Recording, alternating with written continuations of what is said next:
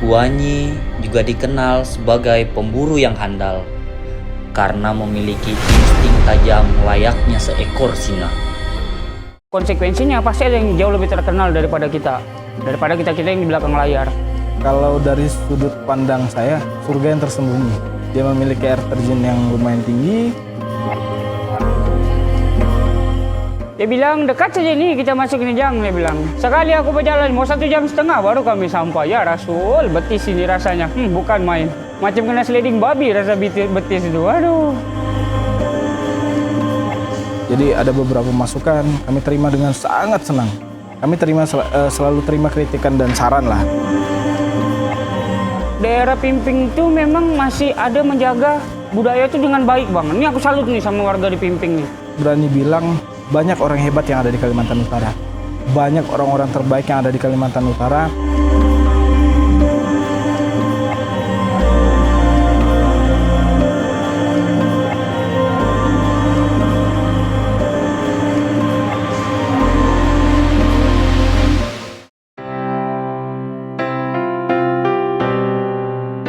Assalamualaikum warahmatullahi wabarakatuh. Perkenalkan, namaku Mas Hur.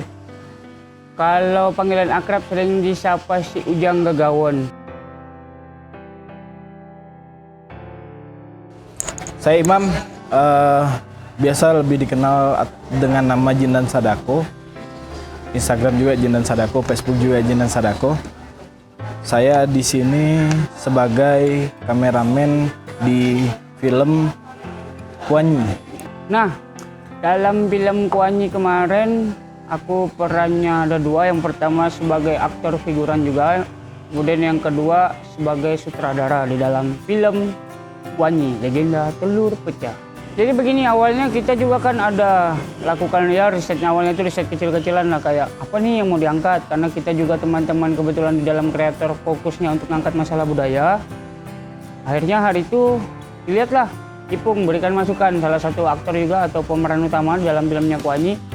Dia berikan masukan bagaimana kalau telur pecah. Nah, hari itu kita tidak kepikiran bahwa telur pecah itu ternyata sebesar cerita rakyatnya tuh sangat-sangat fenomenal lah dalam itu. Akhirnya oke, kita ambil nih telur pecah. Kemudian dilakukan riset kurang lebih sekitar 2 mingguan hari itu risetnya. Kita ke perpustakaan provinsi, daerah, dinas pariwisata, temuin ketua-ketua adat bagian untuk menanyakan kepalitan ceritanya. Ternyata dalam perjalanan berat juga nih legenda telur pecah nih. Ya agak hampir-hampir kita tuh antara ragu lah mau maju terus atau mundur nih. Tapi ya karena juga hari itu teman-teman juga ya tetap ada dukungan, support apa segala macam untuk fokus ngangkat Kuanyi. Akhirnya terpilihlah legenda telur pecah. Pertama kali apa yang kami bikin itu sebenarnya dasarnya tujuannya apa yang bisa kita lakukan untuk Kalimantan Utara. Pertama kali halnya seperti itu. Apa sih yang kumpulan dari komunitas konten-konten kreator ini, apa sih yang bisa dibikin untuk Kalimantan Utara pertama. Terus hingga akhirnya kita bertemu sama teman-teman. Kita punya gagasan satu, yuk bikin sesuatu untuk mengenalkan Kaltara lebih jauh lagi. Jadi melalui riset yang panjang dengan mencari asal-usul, dibantu dengan teman-teman, akhirnya bikinlah satu film yang Kuanyi ini gitu. Kenapa kami milih Kuanyi itu sebenarnya karena bahkan anak muda Tangsel sendiri pun belum mengenal apa sih telur pecah ini gitu. Jadi mereka hanya melihat dan hanya tahu bahwa itu adalah monumen telur pecah, belum tahu untuk dasar legendanya seperti apa. Jadi kenapa kami angkat ini sebenarnya lebih ke ini sih, memperkenalkan bahwa legenda telur pecah tuh kayak gini loh. Ini loh, biar kami yang teman-teman yang muda-muda ini lebih memahami tentang budayanya sendiri. Kalau untuk referensi sih kita kemarin banyak mencoba mensadur beberapa karya ilmiah, tulisan juga, terus kita juga mencoba komunikasi dengan orang-orang yang bisa dikatakan petuahnya yang lebih memahami seperti itu. Jadi nggak kira kita mencoba merangkum dari tulisan literasi hingga dengan omongan komunikasi juga, itu kita coba merangkum, terus kita tuangkan dalam bentuk skrip.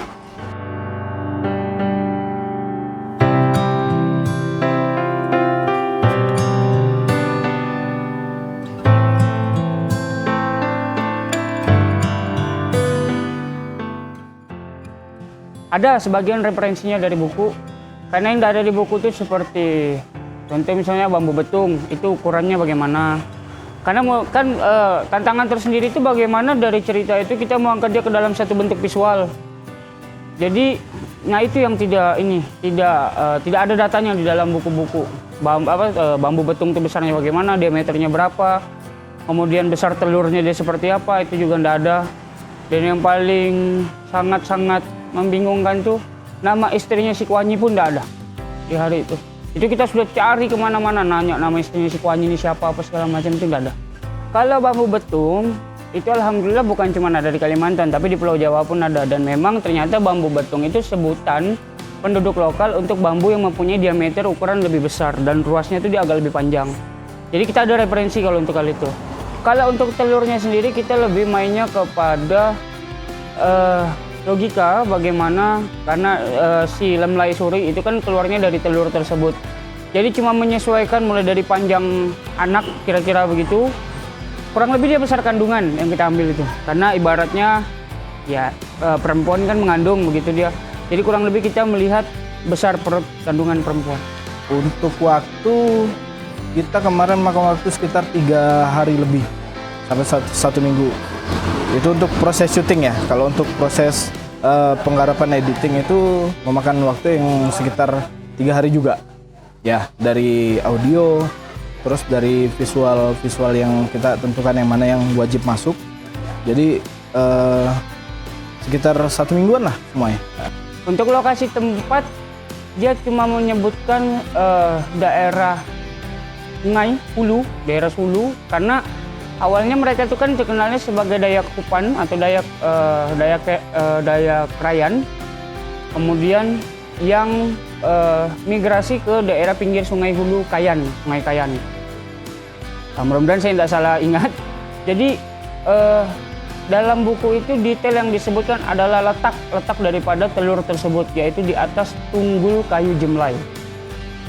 Jadi kayu yang sudah pernah ditebang, kan ada tuh kan sisa yang diakar, telurnya itu terletak di atas kayu jemlai. Gitu.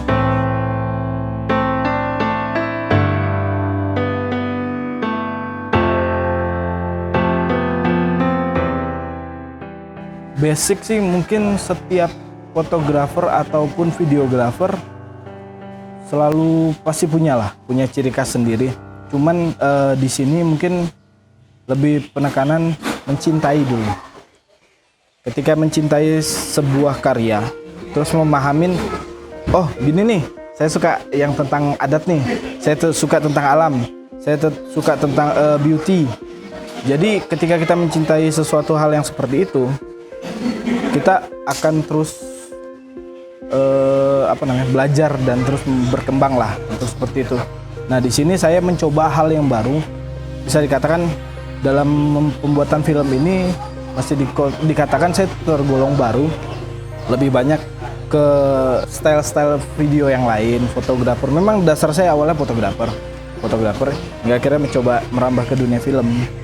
Perbedaannya tentu dari sudut pengambilan ya, angle, terus kita penentuan tentang emosi dari gestur. Maksudnya tuh dalam artian gini, aku ingin menggambarkan sesuatu hal yang menarik, terus menandakan bahwa dia ini memang suku ini. Jadi aku harus pengambilannya seperti ini gitu. Jadi di situ kesulitannya sih penentuan angle ya. Jadi kita nggak bisa mengatakan bahwa pengambilan harus segi sinematik, harus segi ini.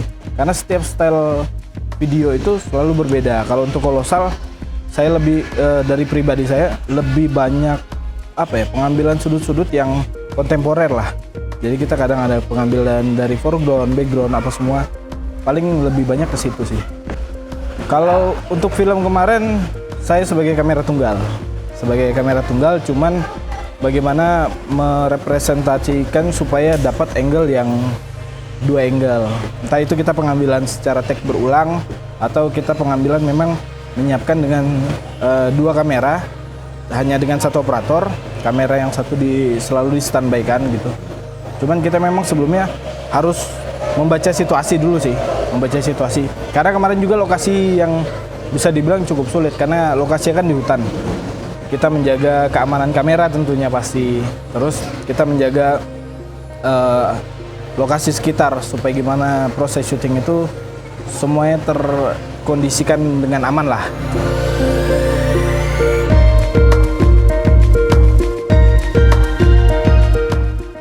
Oh ya, kalau dibilang kesulitan pastinya ada kesulitan, karena kalau hal yang ini hal yang kedua bagi saya untuk mencoba profesional menjadi sutradara walaupun versinya kami.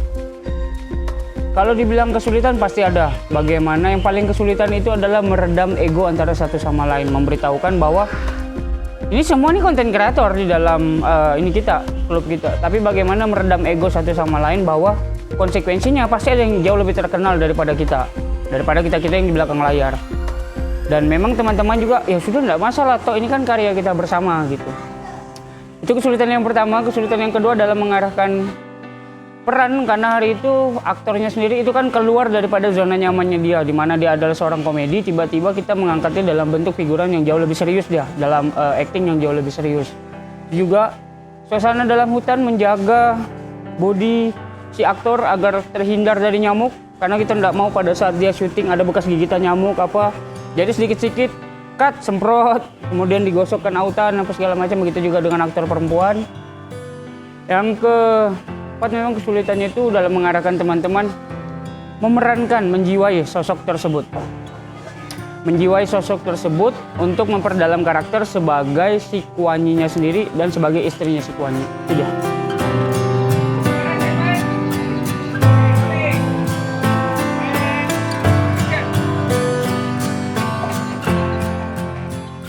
Kan dia begini tuh, ada memang beberapa poin-poin yang harus kita sampaikan dalam bentuk itu, bahwa sosoknya si Kuanyi itu dia adalah pemimpin. Jadi dia mencerminkan pemimpin ya. Terus bagaimana cerita rakyat yang si Jauh Iru sama si Lam Laisuri itu dari bambu dan dari telur. Nah itu dia. Jadi ini poin yang memang harus betul-betul kita sampaikan dalam bentuk visual, bahwa ini, bahwa penemuan antara si Lam Laisuri sama si Jauh Irunya itu begini dia.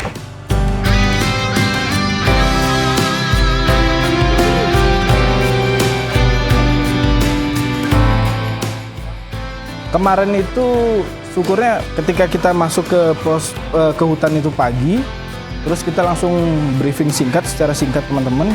Terus kita menentukan, saya coba survei lokasi dulu, survei lokasi beberapa yang memang untuk mau diambil. Ya akhirnya kita maksimalkan dalam 1 hari untuk selesai. Karena di hari sebelumnya kita proses syutingnya di rumah adat di daerah Pimping juga. Kita maksimalkan untuk waktu 2 hari karena keterbatasan waktu teman-teman. Ada teman-teman yang dari sinias lain yang memiliki pekerjaan lain, jadi kita memaksimalkan waktu di 2 hari. Saya punya kenangan tersendiri dengan Sulok. Sulok itu kalau dari sudut pandang saya, surga yang tersembunyi. Dia memiliki air terjun yang lumayan tinggi, terus tidak memiliki arus yang terlalu keras gimana, itu membahayakan. Terus keindahannya banyak sudut yang memiliki keindahan yang saya bilang bisa dikatakan bisa menjadi objek wisata yang fenomenal lah untuk Kalimantan Utara, asal digarap dengan serius.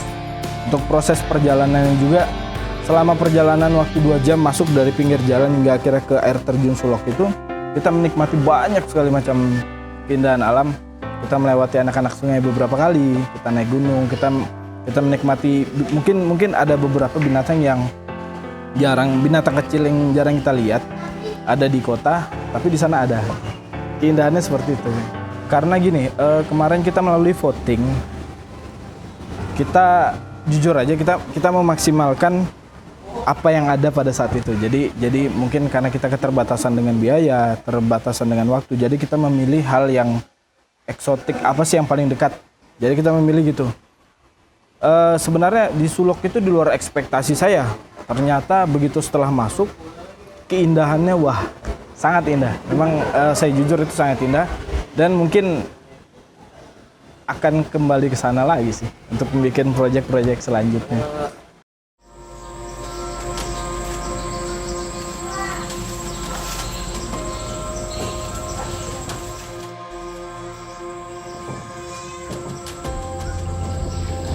Ama, benar aku dapat berburu hari ini.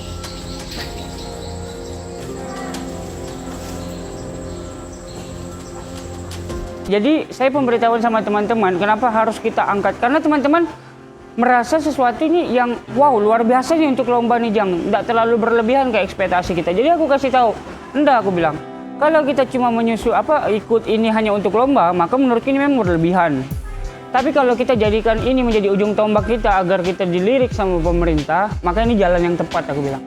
Jadi nanti itu akan ada efek dominonya. Ya kita juara 1, mudah-mudahan. Kemudian nanti kita juga dikenal, wah ini ada nih begini apa segala macam. Dan alhamdulillah hasilnya sesuai dengan ekspektasi walaupun ada beberapa kekurangan dan kami sadari itu. Kalau aku secara pribadi sangat puas dengan pencapaian sekarang. Karena puasnya itu begini, aku melihat kinerja teman-teman belajar untuk profesional, kemudian tahu siapa mengerjakan apa, kemudian hal yang baru untuk di Kalimantan Utara, dan yang paling penting basic kami tidak ada satupun yang bisa jadi sutradara, jadi urusan properti, makeover, itu tidak ada. Jadi semua kami itu otodidak, cuma hanya belajar dan memang dibarengi dengan keinginan kuat. Jadi menurutku untuk hasil daripada film Kuanyi tersebut sangat luar biasa. Walaupun sadar aku kalau daerah Jawa orang ngelihat tidak ada lah apa-apanya. Tapi harus kita memotivasi diri bahwa kita puas dengan karya.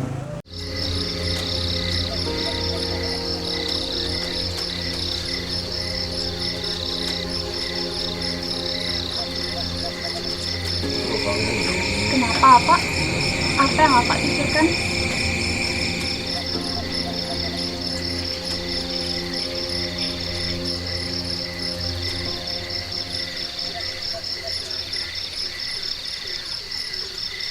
Di kampung ini, aku yang paling dihormati. Tapi sampai saat ini belum dikasih keturunan.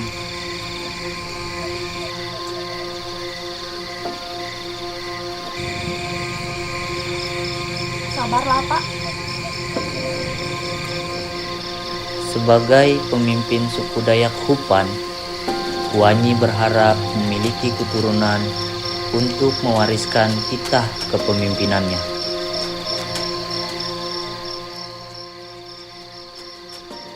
Untuk selanjutnya ada. Ini dalam masa proses pembuatan skrip dan dalam waktu dekat mungkin kita akan membuat lagi satu karya yang masih dengan tema kolosal, dengan tema budaya Kabupaten Bulungan.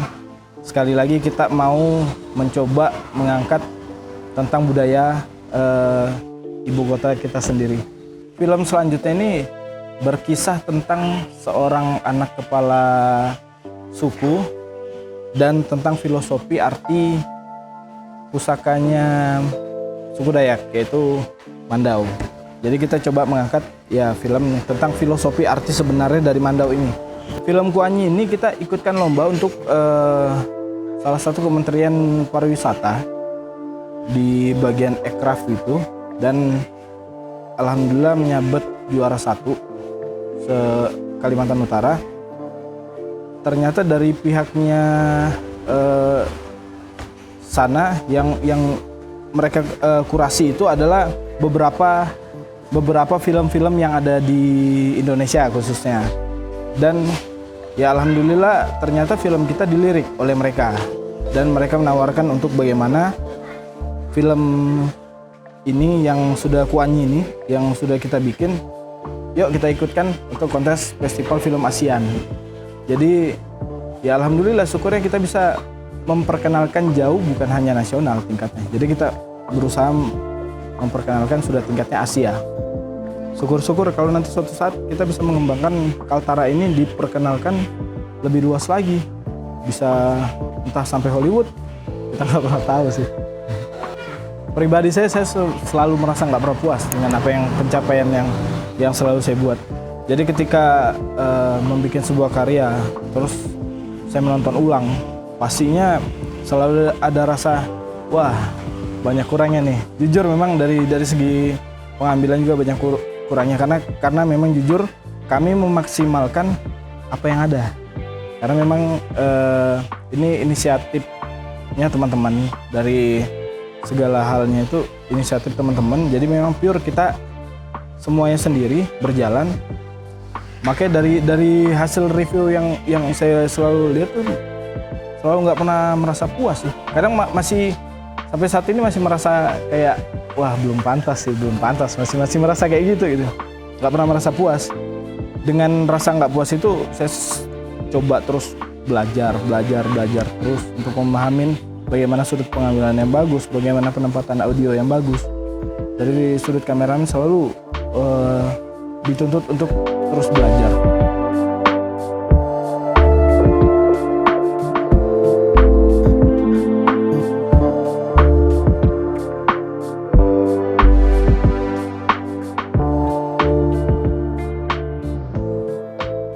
Kan kita ini flashback nih mundur kurang lebih 100 tahun yang lalu dia kan, 100 sampai 200 tahun yang lalu.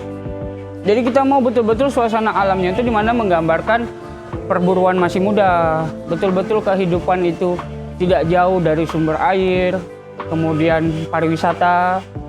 Kenapa kita pilih desa Sulok atau Pimping? Karena itu dia alasannya, lebih menjaga, kemudian juga pemberitahuan kepada masyarakat bahwa ada nih daerah destinasi pariwisata yang masih ada di daerah Sulok. Takjub, itu yang pertama takjub. Karena sumur hidupku ini tidak pernah aku lihat. Kalau di Tarakan itu kan ada aja, cuman tidak tinggi dia. Macam air tumpah ya dia kan. Nah kalau di Sulok kemarin betul-betul terjun lah airnya tuh kan. Jadi takjub lah. Di sisi lain juga aku ya cuma sangat disayangkan karena ada beberapa coretan di batu-batu ya. Walaupun batu itu berlumut tapi mereka coret gitu kan. Karena tidak menjaga betul-betul keasliannya. Sesuai apa ya, kita cuma boleh meninggalkan jejak tapi jangan meninggalkan sesuatu apa yang segala macam tidak kan. Jadi aku takjub, sisi lain juga sekaligus aku kasih pesan mungkin ya buat kamu yang berkunjung ke Sulok tuh janganlah kamu aneh-aneh, cukup kamu nikmati berenang apa segala macam, janganlah kamu tinggal tahu orang kalau kamu sudah ke sana dengan berfoto saja tahu sudah orang. Karena mungkin kami bawa tuh kan ada ceritanya tuh juru jalurnya kan di sana kan biar tidak tersesat. Dia bilang dekat saja nih kita masuk ini jang, dia bilang. Sekali aku berjalan mau 1,5 jam baru kami sampai. Ya Rasul, betis ini rasanya. Bukan main. Macam kena sliding babi rasa betis itu. Waduh. Jauh memang.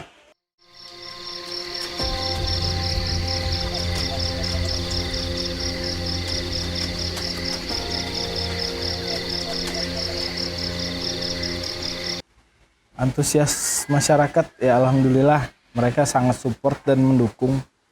Ada beberapa juga masukan untuk kami sebagai tim kreator sineasnya Kaltara. Jadi ada beberapa masukan kami terima dengan sangat senang. Jadi ketika ada yang masukan di ini kami selalu terima kritikan dan saran lah utamanya pasti. Itu juga membentuk kami untuk terus belajar lagi. Respon terhebat sih ada dari Malaysia kemarin. Ada dari Malaysia karena bisa dibilang juga kita dan Malaysia masih ada serumpun lah ya, karena Dayak di sana juga ada. Terus mereka mengatakan bahwa mereka rindu dengan segala kostum, budaya dan lain-lain. Mereka mengatakan rindu juga. Lebih banyak positif sih. Kalau untuk respon dari masyarakat Kaltara sangat positif.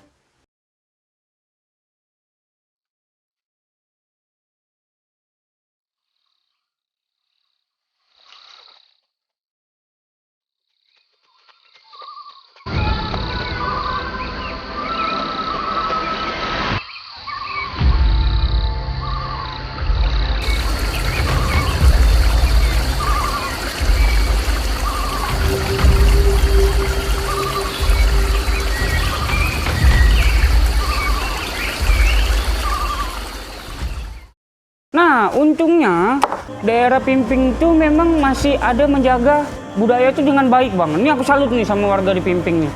Karena bukan cuman orang-orang tertentu yang punya itu. Ternyata orang-orang biasa pun ada koleksi yang begitu. Dan aku juga minta maaf aku nih agak sedikit kecewa juga kemarin tuh. Aku datang ke salah satu dinas. Itu yang lebih dipajang adalah yang modern. Yang sudah bermanik-manik apa segala macam. Sementara menurutku ini yang tidak boleh hilang karena kemarin itu kami pakai yang dari kulit pohon itu kan. Jadi akhirnya dari dinas tersebut mengarahkan kami untuk menanyakan warga di sekitar sana dan alhamdulillah warga di sana pun mendukung kami, sangat-sangat mendukung kami karena kemarin itu kami dipinjamkan mulai dari baju perempuan itu lengkap sampai atasan juga dia punya aksesoris di kepala yang dipakai sama aktor laki-laki pun termasuk alat berburunya. Dia punya tombak yang sekaligus sumpit, alhamdulillah tuh. Mandau semua dipinjamin.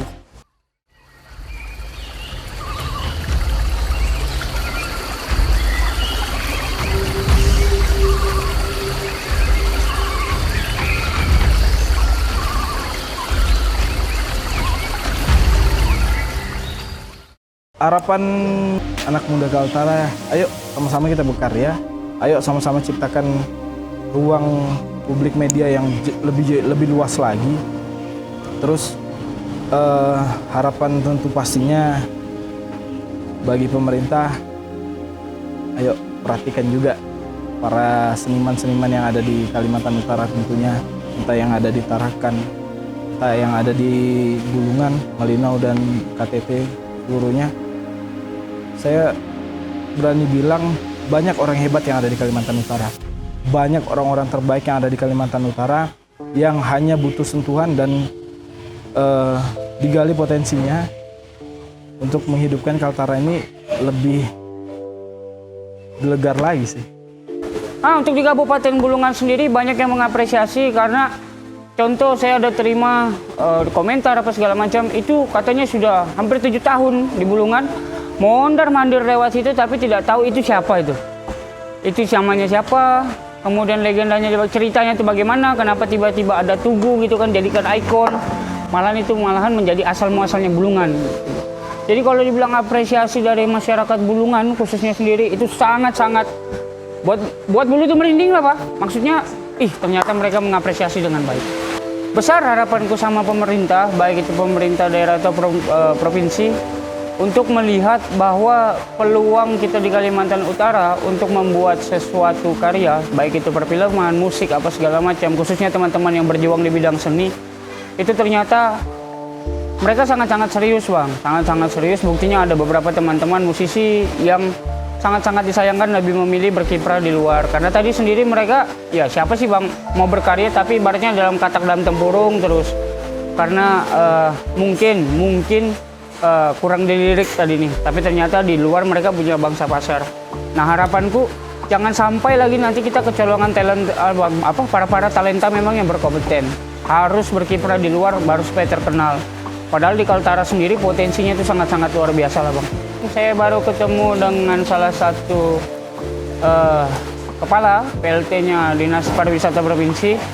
Beliau sangat-sangat mendukung, bahkan kata-katanya itu jangankan 100% deh, 1000% saya mendukung, dia bilang begitu. Nah, dan ini juga mudah-mudahan harapanku nih Bang, karena sering sudah aku nih kenyang, sudah aku Bang kalau cuma didukung dalam bentuk lisan nih kan, jangan kamu marah nih ya, tapi ini fakta ini. Didukung dalam bentuk lisan, kami ini butuh dukungan yang betul-betul ada peralatan kamu kurang, ya kan, masuk kamu proposal, ya kan, misalnya begitu Bang. Karena tidak bisa dipungkiri, untuk sekarang ini Bang, kemampuan produksi kami dengan peralatan yang kami coba maksimalkan itu cuma memang mampu memproduksi untuk kategori film pendek gitu.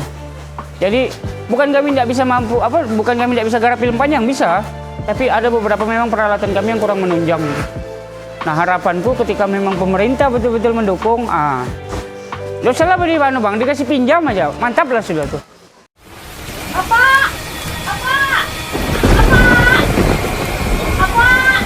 Wanyi dan istrinya terkejut ketika dari bambu itu keluar seorang bayi laki-laki dan dari telur keluar seorang bayi perempuan.